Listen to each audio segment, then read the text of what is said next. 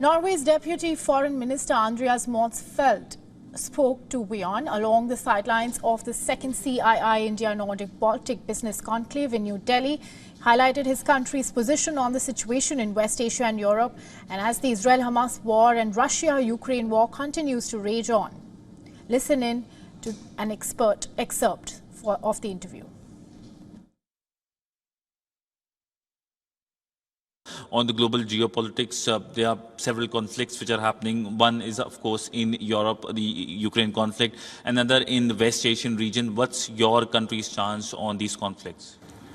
So when it comes to the conflict in Europe and Russia's aggression in Ukraine, we have been very clear from the start.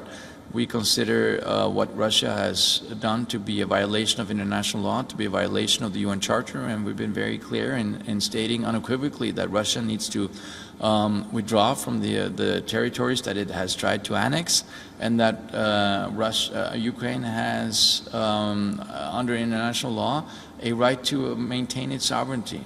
When it comes to Israel and Palestine, we see that as a very dramatic escalation. We have been very concerned. We have been unequivocal in our condemnation of the vicious terrorist attack conducted by Hamas on Israeli civilians, and we've been also equally clear that Israel has a right to respond and act in self-defense. But we have been concerned about the number of civilians that have been killed now over the course of the last few weeks, close to 6,000 children having died on the Gaza Strip. So the Prime Minister, the Foreign Minister, and myself have been saying in no unequivocal terms that there needs to be a humanitarian pause in the hostilities that are ongoing.